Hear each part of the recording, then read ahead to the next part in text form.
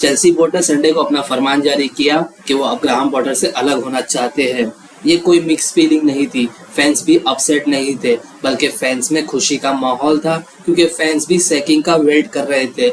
लेकिन क्या चेल्सी के इस हालात को लेकर सिर्फ पॉटर जिम्मेदार है या फिर उन्हें बलि का बकरा बनाया गया है?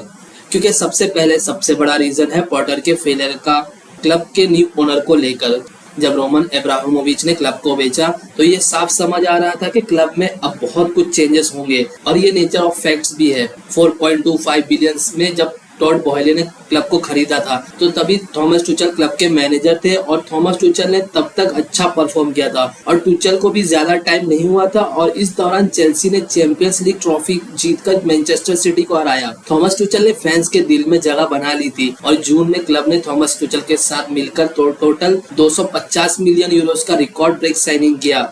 टोटल 8 न्यू प्लेयर्स खरीदे, लेकिन मामला बोर्ड के अंदर खराब चल रहा था। थॉमस टुचल के पर्सनल लाइफ में भी बहुत कुछ चल रहा था, लेकिन फिर भी रिकॉर्ड बहुत बुरा नहीं जा रहा था। गिर पड़ कर अपनी इज्जत बचा ले रहे थे।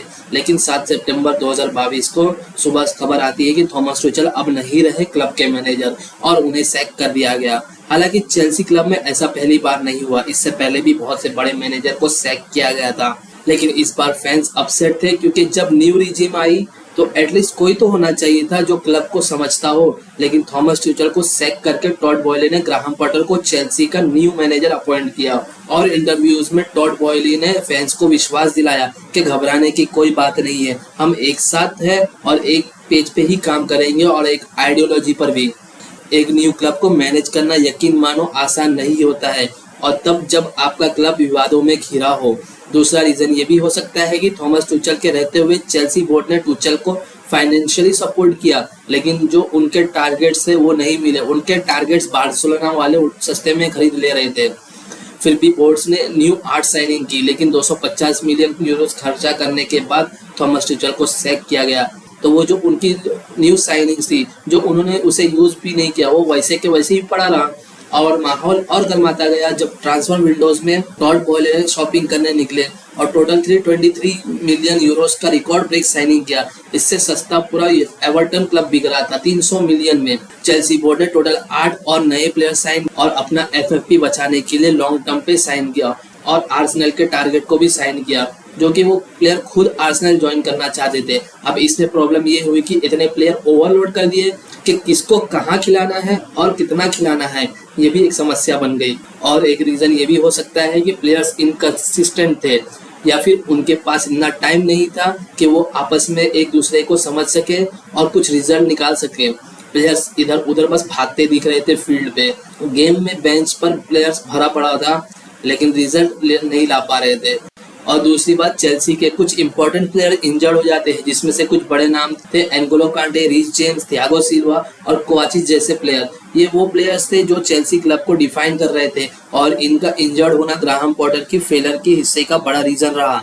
और चेल्सी ने कुछ ऐसे प्लेयर भी समर ट्रांसफर में ऑफलोड किए जो विनिंग मेंटेलिटी रखते थे। फॉर एग्जांपल टोनी रूडिगर और टिमो वर्नर। देखो टिमो वर्नर चांसेस बहुत मिस करता था, वी ऑल एग्री, पर जिस तरह का उनका अटैकिंग में कंट्रीब्यूशन होता था वो बहुत इफेक्टिव होता था और अपोजिशन की डिफेंस लाइन खोलने में उनका बहुत बड़ा रोल था। और एक रीजन ये भी हो सकता है कि पॉटर के फेवर में कोई भी रिजल्ट नहीं थे। वो एक गेम होता है ना, प्लेइंग ब्यूटीफुल गेम और आइदर विनिंग बाय हुक और क्रूक, पर यहाँ पर हालात ऐसे हो गए थे कि ना प्लेयर्स अच्छा खेल रहे थे, ना ब्यूटीफुल गेम था और ना ही रिजल्ट आ रहे थे। ग्राहम पॉटर ने चेल्सी में टोटल 31 गेम मैनेजेस किए, जिसमें सिर्फ 12 जीते, 8 ड्रॉस और 11 डिफीट्स। विनिंग परसेंट सिर्फ 39% का था। ग्राहम पॉटर ने एक बार भी फैंस को अच्छा गेम्स नहीं दिखाया, लेकिन चैंपियंस लीग में उनका रिकॉर्ड ठीक ठाक था। अगर हम बाकी मैनेजर से कंपेयर करें, वैसे करना सही नहीं होगा क्योंकि दोनों क्लब की सिचुएशन एक जैसी नहीं थी। लेकिन अगर बात करें मिकेल आर्टेटा का, तो मिकेल आर्टेटा का पहला 2 सीजन अच्छा नहीं था, लेकिन उनका विनिंग परसेंट इतना कम नहीं गिरा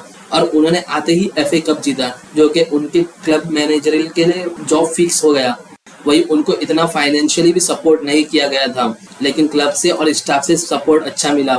वही पॉटर को सपोर्ट तो मिला, लेकिन रिजल्ट ने बहुत अच्छा खासा लेट डाउन किया। ग्राहम पॉटर की आइडियोलॉजी कभी पिच पर नहीं दिखी और ना ही फैंस को समझ आ रही थी और ना ही रिजल्ट फेवर कर रहे थे। और चेल्सी क्लब की हिस्ट्री सैकिंग में मास्टर है। उन्होंने एंसेलोटी, कॉन्टे, टुचल, मोरिनो जैसे तुर्रम खान मैनेजरों पर रहम नहीं किया, तो ये कल का आया मैनेजर क्या ही टाइम देंगे। चेल्सी बोर्ड ने 2004 से लेकर अब तक टोटल 15 मैनेजर्स को सैक किया, जो कि एक खुद में रिकॉर्ड है। तो कंक्लूजन निकालना मुश्किल होगा इसमें किसकी गलती है, लेकिन ये बात है कि रिजल्ट तो पॉटर को मिल गया सैक होने का। आपको वीडियो कैसा लगा कमेंट सेक्शन में बताएं, और जाते जाते लाइक्स और सब्सक्राइब का बटन दबा दें। Thank you.